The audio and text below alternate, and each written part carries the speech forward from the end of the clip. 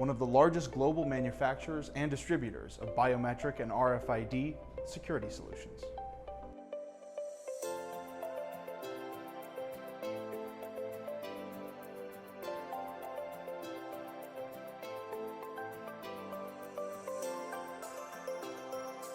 Our solutions are complete, personalized, and dependable.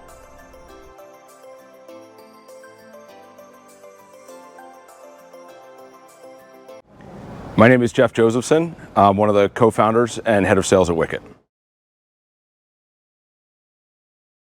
So today what we're showcasing is the use of your face as an integratable credential into any of your existing systems. So whether that's access control, employee management systems like time clocks, registration, credentialing, payments and age verification, the ability to integrate that credential as your one credential through your entire day, whether you're an employee or a customer. So our strongest foothold today is in professional sports. We picked that as sort of the toughest environment to be able to deploy this type of technology, both with weather and crowds of people and some of the challenges that those people present. And now our biggest area of growth is into college and college campuses, as well as commercial properties like warehousing and manufacturing, healthcare. Well, identity to access is really core to what Wicket does, right? It's using a non-shareable, non-reproducible credential that you can't forget or leave at home or give to your friend to get access to the things that you are supposed to get to. So one of the biggest things that we're seeing in the marketplace is the word accountability. Employers, team owners, store owners, they want accountability both for their patrons and for their employees. And the best way to do that is to make sure that the right people are on property at all times. When you start to eliminate the ability to be the wrong person using the wrong person's ID to be on property, you start to really diminish some of the risks, both to assets like product and to people assets like your employees. So having the right people there, to me, that's identity, identity to access in a nutshell. Well, I think it goes back to the word accountability, right? Making sure that only the right people are in the right areas, making sure that only the right people have the access to the right parts of the journey, whether you're an employee or a patron, and then making sure that it's very, very difficult, if not impossible, to use someone else's identity to get that type of access. So again, it goes back to, is there a perfect solution to keeping, a wrongdoer out of a certain area? Probably not in today's world. But this is probably the best one out there. This is the best way to make sure that, for example, a key lockbox, that the right person is taking the right keys. We don't make key lockboxes. This is a partner of ours, Taurus, but they're providing a service to make sure that a ring of keys doesn't go home with the wrong person and end up in the wrong person's hand. Well, what better way to access those keys than your face? Access control, making sure that in all of these critical areas, whether there's a door there or not, that only the right people are there. One of the things that we're hearing a lot about in the post-COVID world, which ties into the post-9/11 world, is increased security, but challenges getting enough people to fill all of those roles. And quite frankly, being able to pay for all of those people at a rate where they want to do their job well. So our goal is not to eliminate people. It's to eliminate the human element in the decision. So we want to turn a security guard into a security guard, not an ID checker. So when I walk up at a construction site where there's a gate, or at an airport where there's a gate, when I walk up, I show my face, the tablet turns green, and now a security guard knows, green or red, it's pretty simple, that the right person is there. And now they can be spending their time checking for making sure that they don't have any weapons with them or anything they're not supposed to have, that their person is in the right condition. They're not coming to work drunk or whatever else. When we talk about hospitals, the ability to make sure that the right people are there. It's moving so fast that I'd rather answer that question about 3 years from now. 20 years from now, I have no idea. I think it's more accountability. I think it's better ways to quickly detect the right and the wrong people. But I think one of the biggest things that the future needs to hold, and it's one of the things that Wicket strives for, and it's really one of our founding pillars, is this notion of data security and an opt-in appropriate experience. We're all somewhat afraid of the whole Big Brother thing, the idea that my identity is being used for things that it's not supposed to be. And that's surveillance state. Yeah, surveillance state where, if you step across the yellow line for some reason, you get zapped from above. We're really much more focused on helping our customers provide an accountable experience for them, for their employees and their patrons, right? We not only have to promise the people using the product that their data is going to be used for the purposes that were laid out for them when they opted in, but we have to hold the people who own that data, our customers, so whether it's a sports team, a commercial property, we have to hold them accountable too and help them make sure that the wrong people on their teams can't get a hold of this data. And that's something that we spend a significant percentage of our time making sure that we can fulfill that promise. So to get more information about Wicket, go to wicketsoft.com and click on the contact page there, and we'd be happy to get in touch with you. We're very interested in hearing new use cases. We love meeting new verticals and new people who are excited about this type of technology, and we would welcome the opportunity. Hi, I'm Larry Butch with Veridas. Today we're showcasing the identity, the verification, and the authentication of both voice and facial. So we target with financials, we target with gambling, we target with sports, we target with oil and gas, as well as corporate buildings, parking, sports entertainment facilities. So where do we see identity to access is? We see identity as you should own your own identity. And by owning your own identity, you can be put into multiple different systems with different disciplines. So what you're doing is you're actually allowing and authorizing your identity to be placed where you want it to be placed for what you want it to be done. It's connected technologies, and you should be in control and in charge of your own connected technology. I was 2 hours away from getting on a flight going to New York to have meetings in the American Express building. So it's a very touching day for myself and friends in that area, but it's something we should always remember, we should always defend, we should always respect. Everything. The approach to which we take, and more so we're seeing that not only has technology leapfrogged each other 2 or 3 different times in that same 22 years, but we're seeing the AI coming in now and the responsible use of AI, and that's going to make another leapfrog, which is probably going to happen in, a matter of months now versus years. You can always reach me at Veridas or lbutch@veridas.com, or my phone number 513-708-1877, or LinkedIn, Larry Butch, LinkedIn. I am Evan Nardone, the Chief Technology Officer for St. Moritz Security Services. Yeah, it's always great to come down to GSX, see the best and brightest, whatever is new coming out to the market. But what's best for me is actually getting to network with all of my partners, being able to see all the people that I do business with on a regular basis, and make sure that I can build that partnership, because partnership is always going to be key to whatever it is that we do. The guard business is growing very rapidly across all verticals. You can see anywhere that you look on the news, there are smash and grabs on retail, there are issues in schools, there are issues with logistics facilities. So all of these areas are booming very quickly. But specifically for me, I'm looking on the remote guarding side and how we can more actively take technology and apply that to guard services.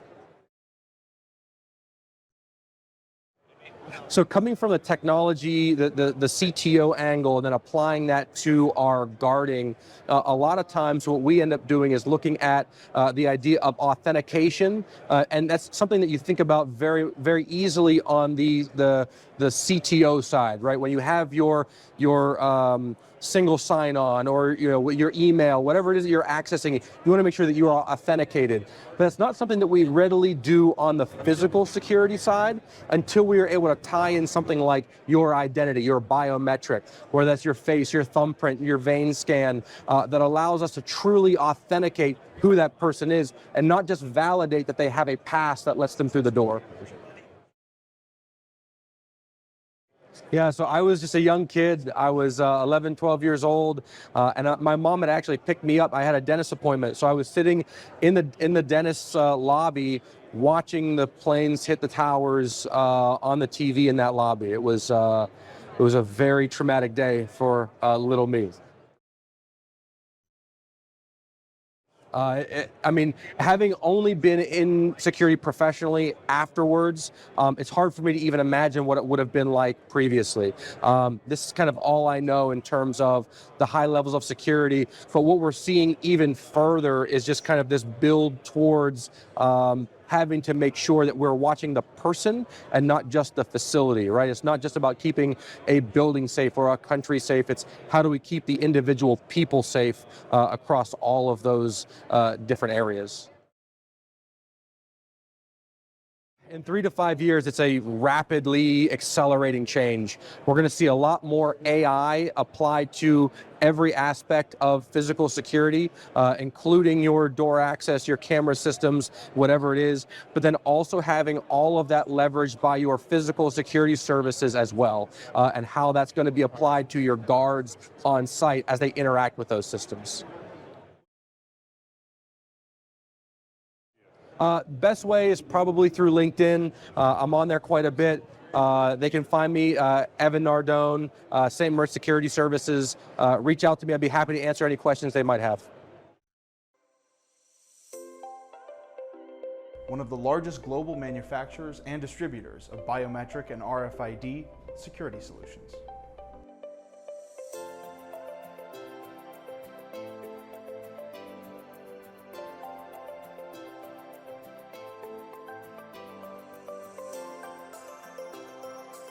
Our solutions are complete, personalized, and dependable.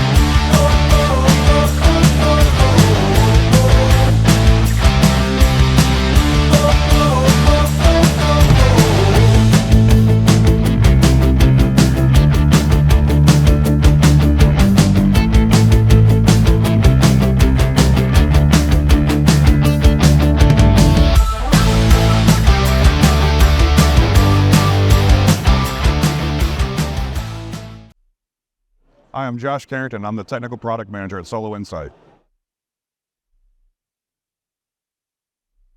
We're showcasing workplace experience focused on getting contractors, visitors, employees back into the building, so being able to automate your workflows.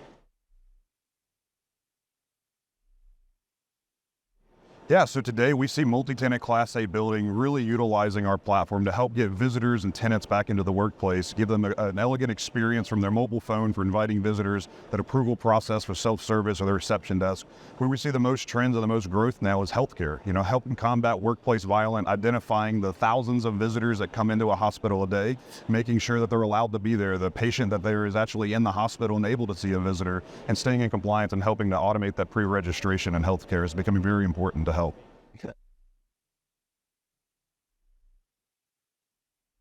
And to us, that really triggers identity automation. So you want one identity across all of your systems, whether it's access control, video, visitor management. You need to be able to control the entire life cycle of that identity as they move across your facility and they move across various systems, because you're going to have various roles in your organization that help manage that identity as well. So identity is key, identity is governance, and identity is experience.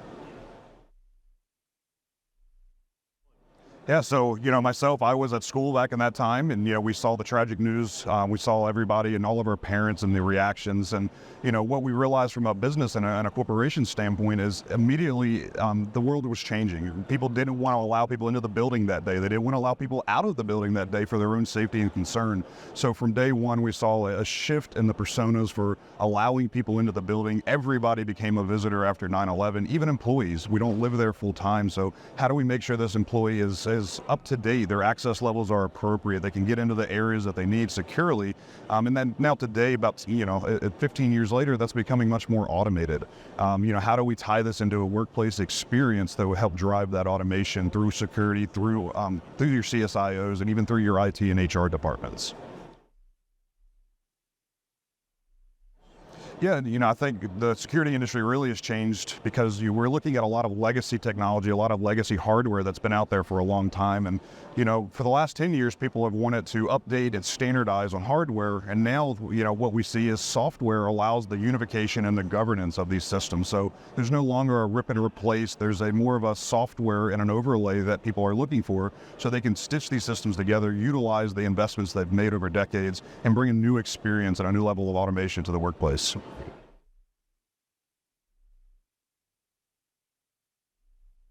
I think in 3 to 5 years, security is going to be managed by our CSIOs. They're going to be managed by the IT departments, people who are responsible for the onboarding and offboarding process, even in HR. So the decisions of where a person belongs in the organization, when they can be there, are going to come from the top down in an organization. And security is going to look for ways to automate those rules, automate that compliance, and help provide the best experience to the visitors and employees coming into the building. And so the best way to get a hold of Solo. Hi, my name is Ayush. I work for a company called Softex based in Austin, and we've developed a product called OmniDefend, which is a complete identity and access management solution that works with biometric devices and other multi-factor authentication devices.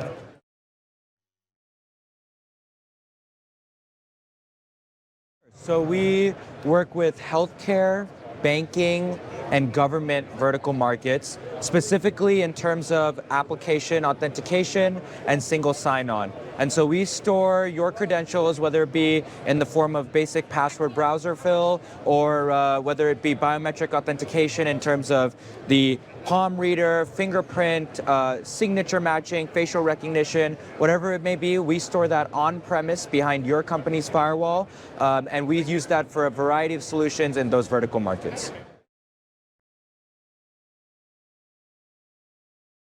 Identity access to me is a complete, seamless experience for the end user. Between sitting down at their Windows PC, signing into their Windows desktop, and then being able to securely authenticate into whichever different applications they may need for their work. So that whether that be browser-based applications, federated single sign-on applications, standards-based applications, desktop applications, any sort of application that I can think of, we would be able to authenticate you in a secure manner. We would be able to authenticate your identity in a secure manner. So I was one, and so I was probably crawling somewhere in my parents' bedroom. Security specifically is definitely a lot more robust in terms of access control, but that has spilled over to logical access management as well. And I think as a result of 9/11, there was a lot more federal regulation and emphasis on high security standards when it comes to multi-factor authentication and identity and access management.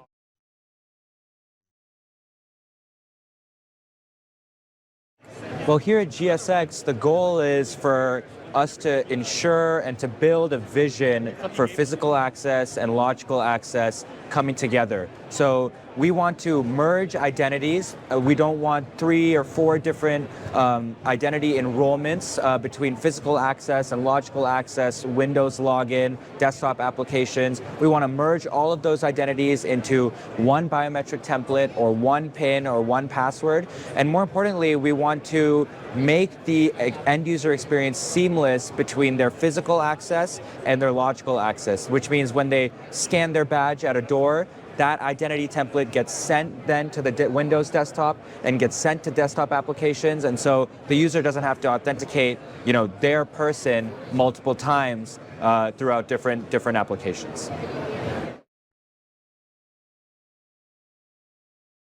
The best is to visit www.omnidefend.com, where you can learn about us as a company, Softex as a company, but also you can learn about OmniDefend as a product and the access management solution behind it.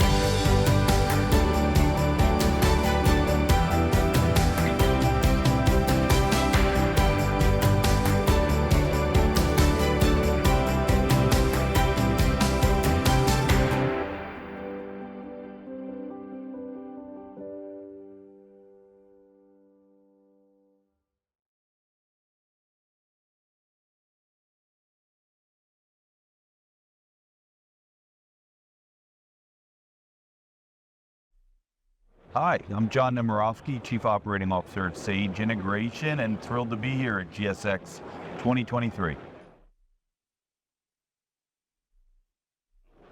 So we've got about 10 of our clients here this year that are looking for different applications around identity management, weapons detection. We've got some clients that are also looking for drone and counter drone solutions. So we've got a lot of different technologies we're looking through to solve client challenges.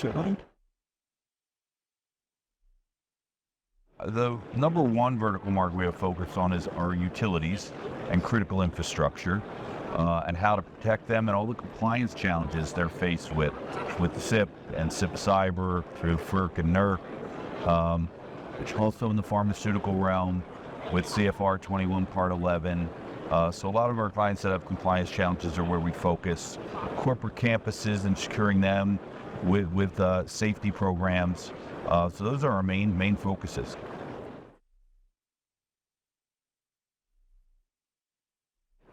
Yeah, so I think identity to access is critical today, right? We're still trying to keep the right people in and the wrong people out. And how do we manage that identity? So whether it's through facial recognition or for different types of encryption or mobile credentials, how do we manage that identity so that I'm not using your card to get in and you're not using my card to get into a facility? So identity management is one of the things we're trying to help a lot of our clients solve for on a daily basis. On that day, I was in our New York City office at 33rd Madison conducting an interview of a salesperson when it hit, and I remember the smoke from the towers funneling up Madison Avenue, and not knowing initially what was going on. We thought the first plane was an accident, and then we heard as the second plane hit, it was a terrorist attack. So challenging times, scary times. Wanted to make sure my family was safe, all of our associates were safe, and make my way home. So there's a number of things have changed. We've become more aware of packages left behind. We've made buildings more secure, whether with turnstiles or full height revolvers. I think we've created a lot more awareness around data. All this data we've collected has been important. I think challenges we face today around privacy and identity are also impacted by standards, right? If you thought about even a few years ago, after an integrator or some of the companies here, are you SOC 2 compliant? They wouldn't even know what SOC 2 was, or are you ISO 27001 compliant? So I think all the data we've collected have impacted privacy issues and forced more compliancy. I think as we collect this data, how do we become more predictive in the future? And I think that'll help us in different business cases be more predictive.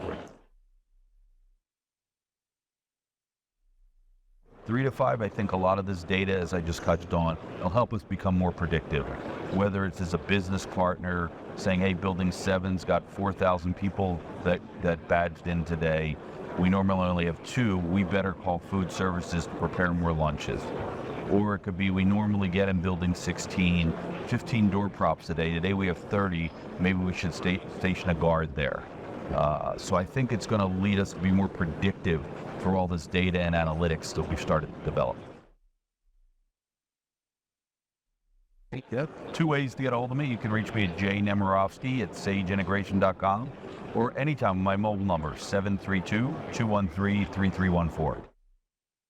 John Cassis with Safer, here as the Chief Product Officer and talking about access control and facial authentication. Today, what we're showcasing here is the SC50. It's the little brother to the SC100, 200, which has already been on the market for nearly 2 years now. What makes this product unique is its ability to fit in the retrofit market. So I can take an existing system with an existing access control product, pull the readers off the wall, put this in its place. It supports Wiegand and OSDP just like a traditional reader does. But the unique thing here is we address 2 problems with our mobile application. So number 1 is I don't need network connectivity because I have a mobile app where I register my face into my mobile app. And so when I get within proximity of the device, it transfers my face to the device, allows me to do my face authentication, and then when I leave, it drops it.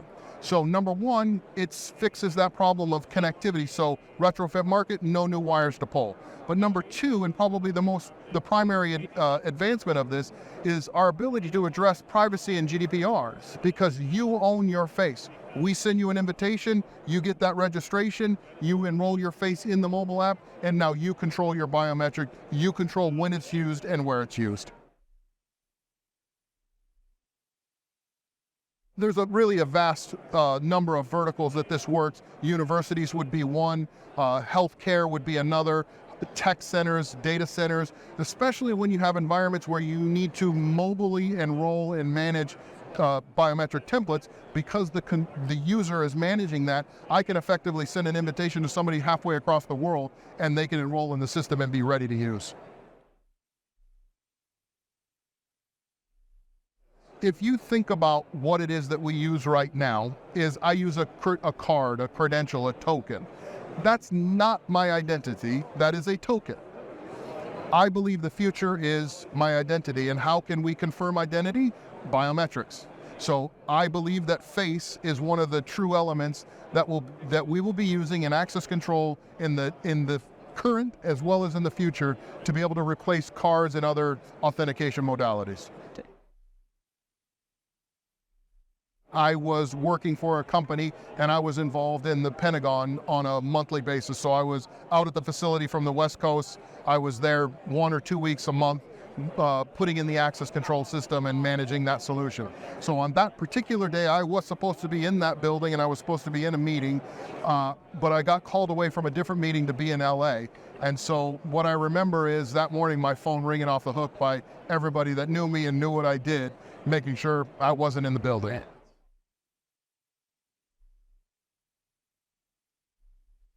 Yeah, I think that what we're trying to do now is we're trying to look at how we can use technology to prevent security issues in the future.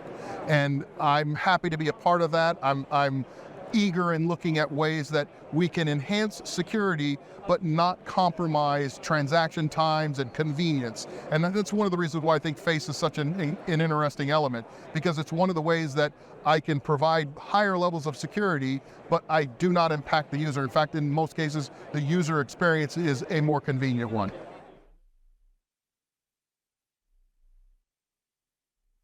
We still use keys today. We're probably still going to be using plastic cards 10, 20 years from now. But I think that what we're going to see is we're going to start to see an evolution towards using technology that can enhance security. So maybe initially people want to use face and card, but the reality is I see there's a very near future where my face is my identity. Safr.com, SAFR.com. One of the largest global manufacturers and distributors of biometric and RFID security solutions.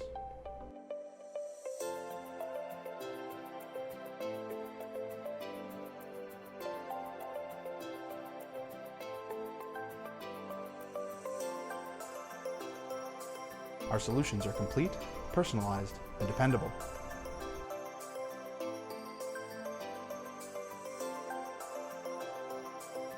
Hi, my name is John Polly. I'm with Protect Solutions Partners.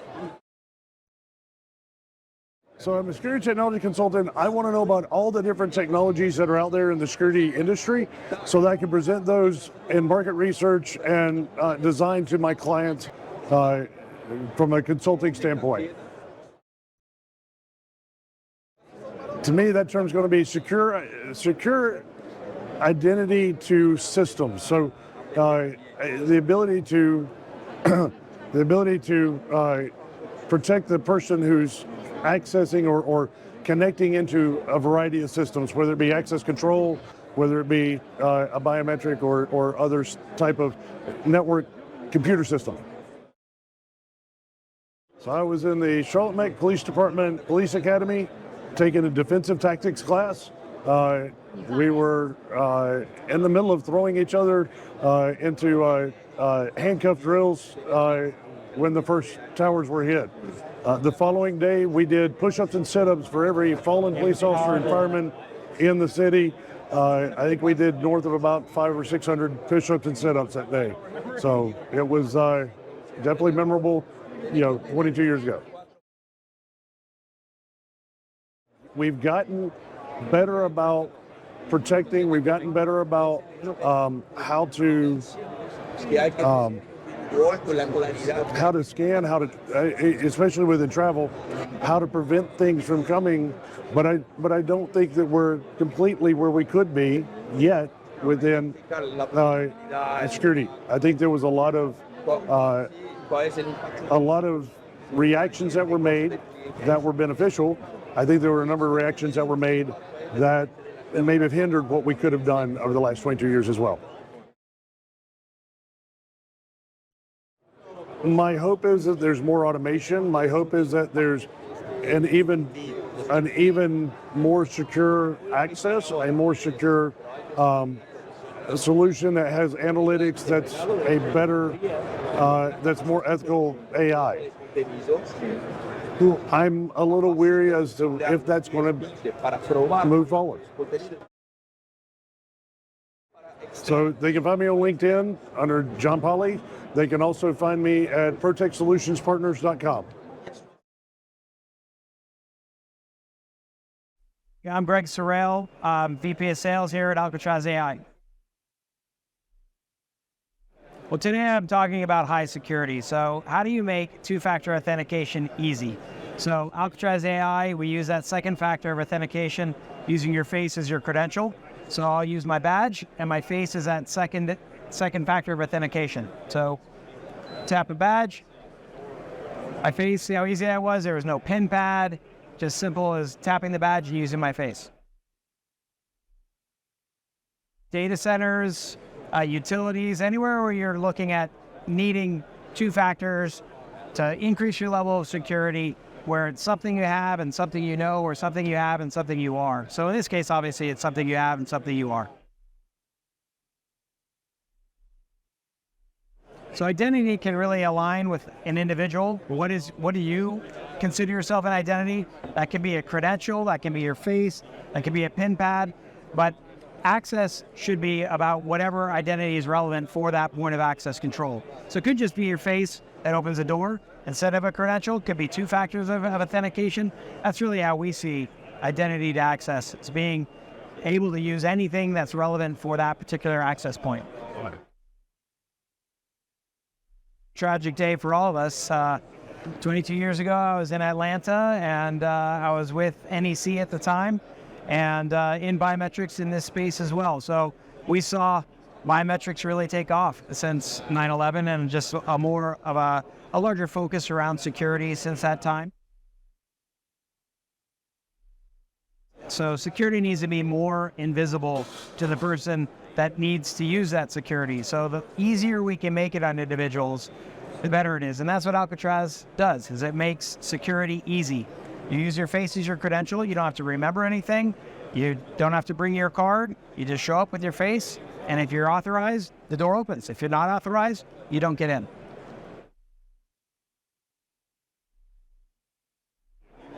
Send me an email at greg@alcatraz.ai.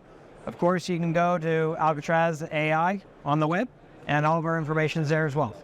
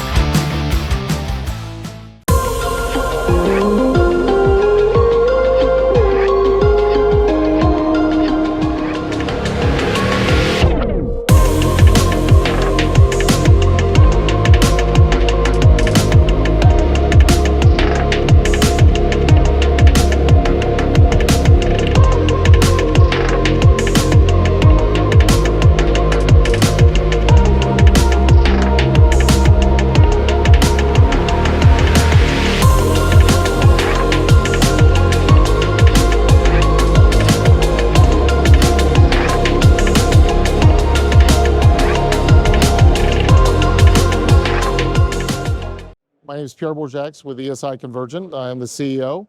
I've founded the business since 2017, and we are a security consulting firm focused on technology.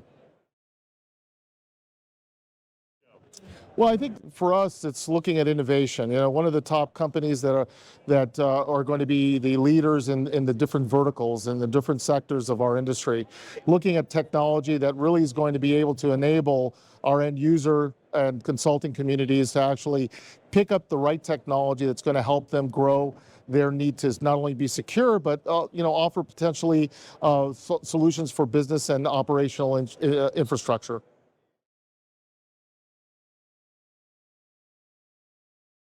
So, one of the things we focus on is critical infrastructure, but also I think virtually every vertical right now is in need of this type of consulting.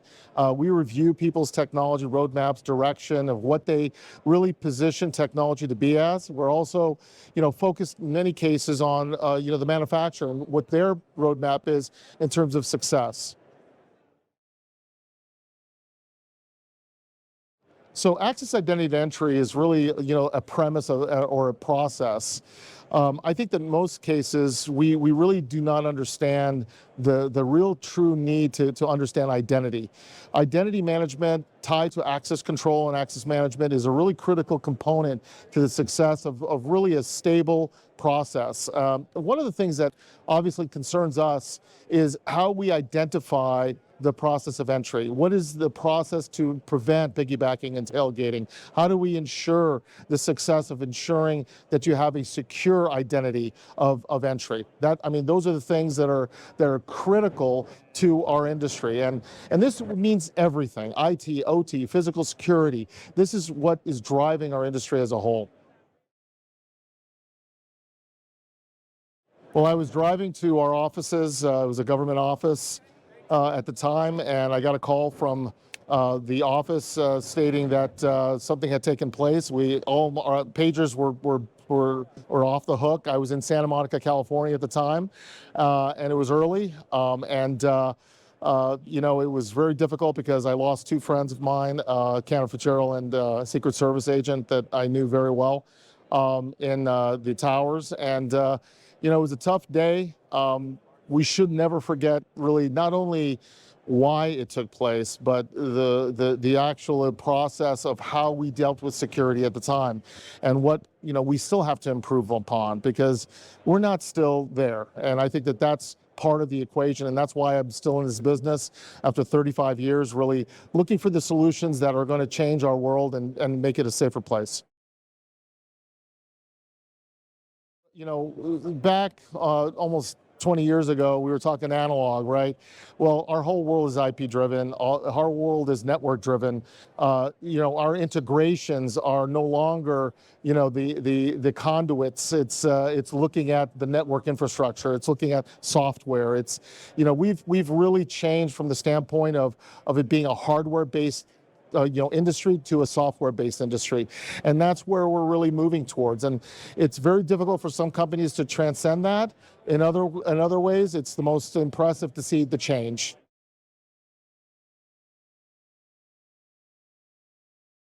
How we perceive, the concepts of what AI will bring, machine learning, deep learning. I think that's going to change the way we actually, deploy and implement technology. And I think that that's probably the greatest change I see in the next 3 to 5 years. And I really think that we're going to apply technology differently, looking at how it applies to business issues, business problems, rather than just simply security and safety. So esiconvergent.com, you can... How do you spell that? ESICONVERGENT. We are, based out of Ohio.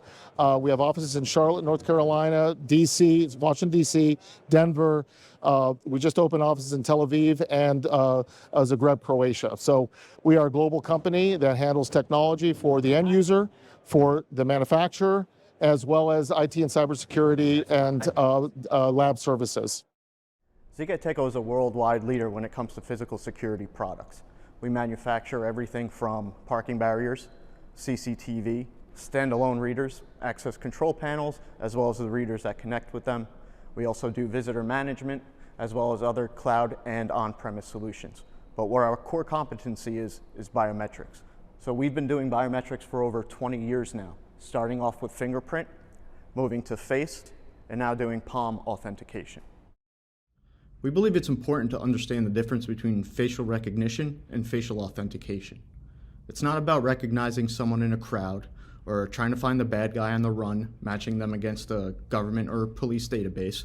We just want to make that one-to-one authentication to assure you are who you say you are, and then be able to access that area based on your privileges. One unique way to do this is by creating a decentralized biometric template and identity in the blockchain.